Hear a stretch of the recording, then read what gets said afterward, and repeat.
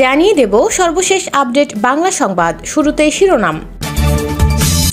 জাতিসংঘ ডামি সরকারকে স্বীকৃতি দেয়নি, পর নিরপেক্ষ সরকারের অধীনে পুনরায় নির্বাচনের আহ্বান মুখপাত্র অ্যান্তোনিও গুতেরেসের। ভারত ও আমেরিকার নির্দেশে ডক্টর ইউনূস তত্ত্বাবধায়ক সরকারের প্রধান হতে যাচ্ছে, পিনাকি ভট্টাচার্যের প্রতিবেদন। এতক্ষণ শুনছিলেন সংবাদ শিরোনাম, এখন থাকছে বিস্তারিত। পিনাকি ভট্টাচার্য বলেন, হাসিনার এখন সবচেয়ে বড় মাথা ব্যথা হলো টাকা পয়সা নিয়ে সে কোথায় পালাবে, সে কোথায় নিরাপদে থাকবে। ইতিমধ্যে আপনারা সকলেই শুনেছেন, আমেরিকা থেকে বাংলাদেশে রেমিটেন্সের পরিমাণ অস্বাভাবিকভাবে বাড়ছে। এতদিন মধ্যপ্রাচ্য ছিল আমাদের রেমিটেন্সের 1 নম্বর উৎস। মধ্যপ্রাচ্যকে পেছনে ফেলে বাংলাদেশের রেমিটেন্স পাঠানোর উৎস হিসেবে আমেরিকার এই উত্থান শুধু বিস্ময়কর নয়, বরং সন্দেহজনক। সে কারণে বাংলাদেশের গবেষণা প্রতিষ্ঠান সিপিবি ধারণা করেছে, বাংলাদেশ থেকে আমেরিকায় পাচার হওয়া টাকা রেমিটেন্স হিসেবে ফেরত আসছে। পিনাকি আরও বলেন, আমেরিকা সহ অন্যান্য দেশের টাকা পাচার তো গত কয়েক সপ্তাহ আগে হয়নি। অবৈধভাবে দেশের টাকা পাচার করে বিভিন্ন দেশে বেগম পাড়া গড়ে তুলেছে, সেটা গত 2-1 সপ্তাহে হয়নি।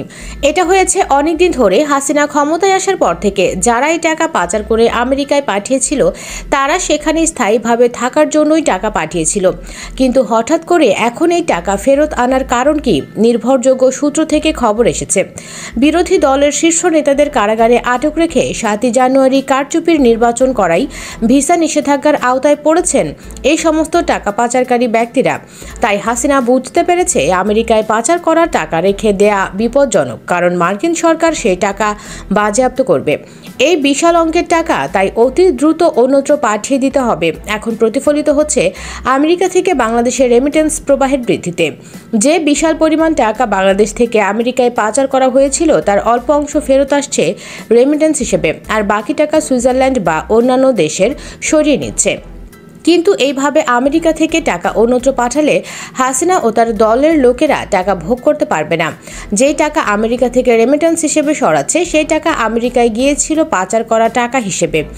এই অবৈধ অর্থ পাচার করাকে ইংরেজিতে বলে মানি লন্ডারিং। শুধু আমেরিকার আইনে না, বাংলাদেশের আইনেও মানি লন্ডারিং একটা শাস্তিযোগ্য অপরাধ। পৃথিবীর যে কোনো দেশে মানি লন্ডারিং একটা শাস্তিযোগ্য অপরাধ।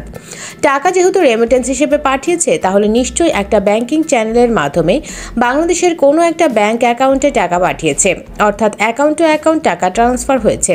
অ্যাকাউন্ট টু অ্যাকাউন্ট খুঁজে বের করা আমেরিকার গোয়েন্দা সংস্থার জন্য খুব সহজ ব্যাপার। পিনাকি ভট্টাচার্য আরও বলেন, আমেরিকার মানি লন্ডারিং আইনে ইউএস কোড সেকশনে 1956 এর অধীনে সর্বোচ্চ 20 বছরের জেল এবং $5 লক্ষ জরিমানার ব্যবস্থা আছে। ইন্টারপোলের সহযোগিতায় যৌথভাবে টাকা পাচারকারীদের চিহ্নিত এবং গ্রেপ্তার করে নিজের দেশে নিয়ে যাবে। ইন্টারপোলের একটা খবর বলছে, পৃথিবীর 22টি দেশের সাথে সমন্বিত প্রচেষ্টায় 2021 সালের জুন থেকে সেপ্টেম্বরে সংগঠিত একটি অপারেশনে তারা মানি লন্ডারিংয়ের সাথে যুক্ত 1003 জন ব্যক্তিকে গ্রেপ্তার করেছে। পিনাকি বলেন, বাংলাদেশে হাসিনার শাসন জয় বাংলা হয়ে যাওয়ার সময় হয়ে গেছে। দেশে যেই টাকা ফিরিয়ে এনেছে, সেই টাকা জয় বাংলা হয়ে যাবেই, আর পশ্চিমা দুনিয়াতেও রাখতে পারবে না। একটা সময় ছিল যখন দুনিয়ার বিভিন্ন স্বৈরশাসকরা সুইজারল্যান্ডে কালো টাকা রাখত, সেই দিন বাঘে খেয়েছে। সুইজারল্যান্ডে পাচার করা টাকা আমরা যেভাবে বাংলাদেশে ফিরিয়ে আনবো শুনেন। পিনাকি ভট্টাচার্য বলেন, শুধু সুইজারল্যান্ডে পাচার করা টাকাই না, উন্নত বিশ্বে পাচার করা সব টাকা ফেরত আনা যাবে। কিভাবে আমরা টাকা ফেরত আনবো, আজকের আলাপ সেটা নিয়ে। সুইজারল্যান্ড থেকে তৃতীয় বিশ্বের লুট করা টাকা ফেরত আনার যে পদ্ধতিগত আন্তর্জাতিক আইনি কাঠামো, তার নাম হচ্ছে স্টার বা স্টোলেন অ্যাসেট রিকভারি।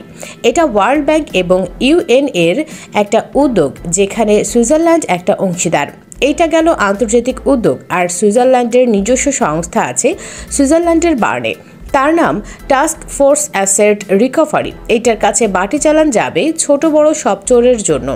পিনাকি আরও বলেন, বাংলাদেশের সব মানুষ যারা সুইস ব্যাংকে টাকা রেখেছেন, আমরা প্রথমে বুঝতে পারবো না কার টাকা ক্লিন আর কার টাকা ডার্টি। তাই টাস্ক ফোর্স অ্যাসেট রিকভারি এর মধ্যে বাটি চালান করা হবে। আর যারা আওয়ামী লীগের বিভিন্ন পদ পাওয়ার জন্য কোটি কোটি টাকা দিয়ে পদ কিনেছেন, এখন ছাত্রলীগের পদ কোটি টাকায় বিক্রি হয়। এই পদে থাকার জন্য আপনাদের ফাইল করা করা হবে illicitly acquired assets of foreign politically exposed persons, সংক্ষেপে পিইপি। এই পদ্ধতিতে হাইতির সাবেক এক নায়ক দুভেলিয়ারের টাকা উদ্ধার করে হাইতিতে পাঠানো হয়েছে। ফিলিপাইনের মার্কোস এর টাকা উদ্ধার করে ফিলিপাইনে পাঠানো হয়েছে। এটা যেই আইনে হয় তার নাম federal act on freezing and restitution of illicit assets held by foreign politically exposed persons. সব টাকা আগে ফিক্স করা হবে, কিভাবে কাজ করতে হবে খুব সুন্দরভাবে গাইডলাইন দেয়া আছে এই আইনে। যদিও শেখ হাসিনা এখন পর্যন্ত চীন এবং ভারত উভয়ের সাথে তার ভূরাজনৈতিক সম্পর্কের ভারসাম্য বজায় রেখে চলেছেন, নয়াদিল্লি যুক্তি দিয়েছে যে বাংলাদেশে গণতন্ত্র ও মানবাধিকারের প্রতি মার্কিন চাপ শেষ পর্যন্ত তাকে দৃঢ়ভাবে চীনের দিকে ঠেলে দিতে পারে। এতে বৃহত্তর ইন্দো প্যাসিফিক কৌশল ক্ষতিগ্রস্ত হতে পারে। এই কৌশলই মার্কিন ভারত অংশীদারিত্বের প্রধান ভিত্তি। বাইডেন প্রশাসন অবশ্য জোর দিয়ে বলেছে যে শেখ হাসিনার দীর্ঘমেয়াদে ভিন্নমত দমন এবং গণতান্ত্রিক চর্চা বাংলাদেশের দীর্ঘমেয়াদী স্থিতিশীলতার জন্য আরও বড় হুমকি। এরই ধারাবাহিকতায় নির্বাচনের 3 মাস আগে ভিসা বিধিনিষেধের ঘোষণা এসেছে যুক্তরাষ্ট্রের তরফে। জিম্বাবুয়ের ওপর মার্কিন যুক্তরাষ্ট্র যে ধরনের নিষেধাজ্ঞা আরোপ করেছে, বাংলাদেশেও নির্বাচন পরবর্তী সময়ে সে ধরনের অর্থনৈতিক নিষেধাজ্ঞা সম্পর্কে সতর্কতা জারি করেছে দেশ ও দেশের বাইরে থাকা কোম্পানিগুলো।